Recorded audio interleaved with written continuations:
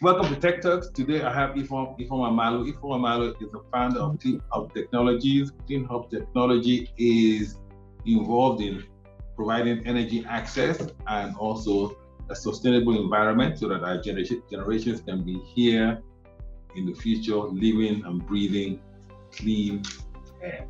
Ifeoma, thank you for coming up to Techturks. So Clean Hub Technology, how old and why Clean Hub Technology? Because it's just well.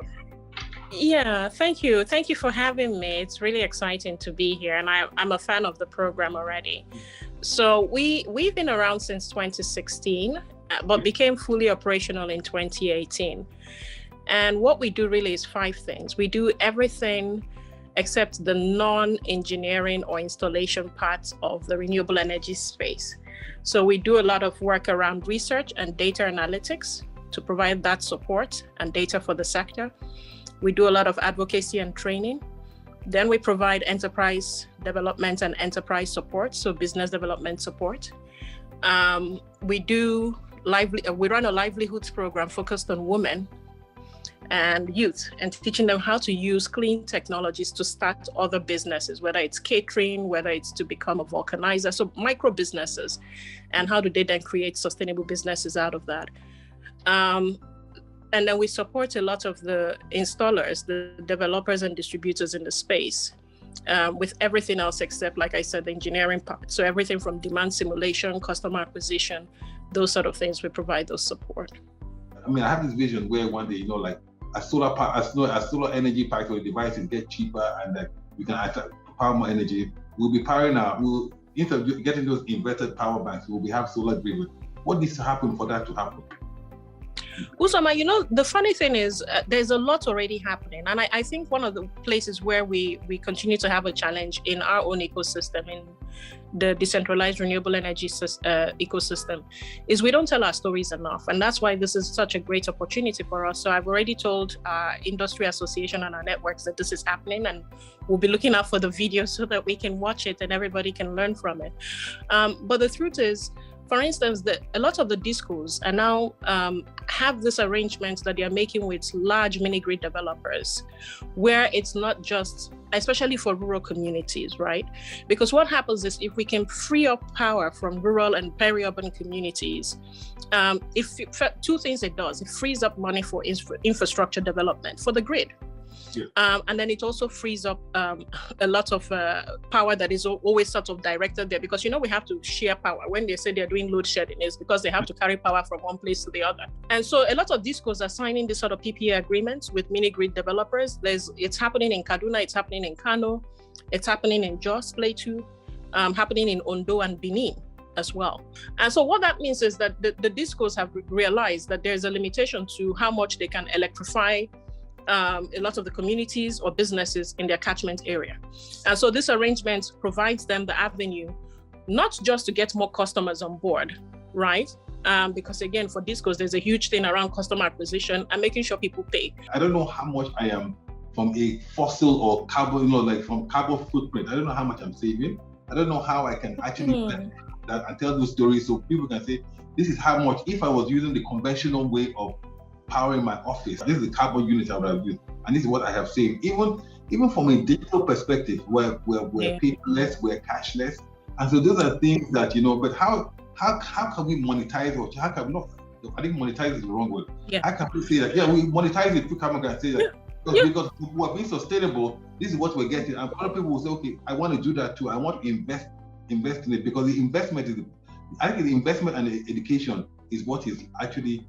Like we haven't actually solved yet here in Nigeria. If I take nothing else away from this session that I'm having with you, Uzoma, is that we do have our work cut out for us, because there's a lot of work going on to support companies and organizations when it comes to calculating their reduced emissions and carbon capture, and using it to tell their stories and using it to raise investments, because the whole carbon capture industry is actually an investment raising tool, right? So if your organization, your institution is able to show that this is how much you've reduced in emissions, there's a lot of climate, financing that you can access, not specifically even to do climate related things, but to even carry on your everyday business. It's just that you are actually meeting the carbon emission reduction goals, and that this makes you. No, I'm serious, and I'm happy to share with you. I have your email. I will share with you what those organizations are, and then they put you into the pool of, these are the and I, now that you're saying it, and I'm thinking, I don't even see a lot of Nigerian companies, just a few in that list on that platform. So this is really a great opportunity because, there are few of them. There are few companies here in Nigeria, across West Africa, that are helping to do that carbon capture storytelling for organizations and businesses.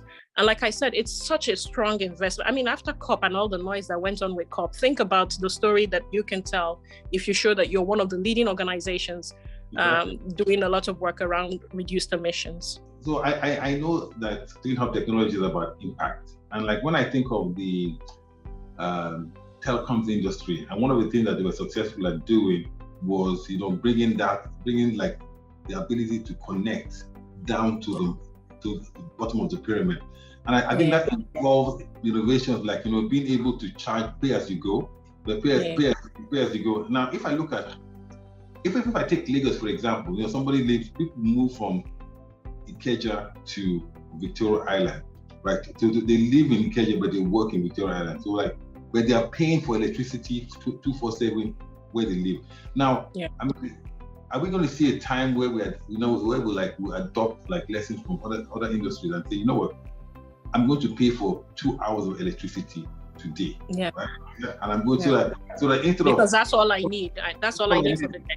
So instead of forking out like a large chunk of money that I could use later, I can just pay for what I need. Secondly, affordable. How do we leverage finance to give people power? How do we use technology to do that?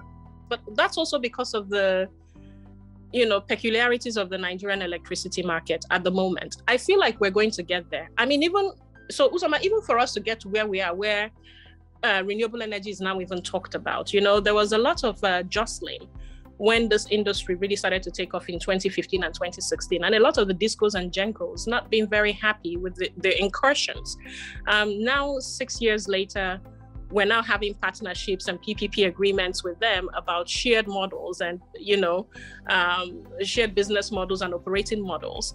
This was not something we conceived would happen this soon. So if I had to hazard a guess, and with the amount of IOCs now that are looking at decarbonizing their own industries, I feel like this energy transition is going to, which is why for those who are finance experts, this is the right industry to be looking at this time. I think it's going to unlock several new opportunities and several new business models, and people are going to be looking for more financing. So this idea that you have that people can purchase electricity for exactly what they need and have it be financed, I think that's a novel idea. I don't know that the people who are in charge, in the electricity sector, we talk about cabals a lot.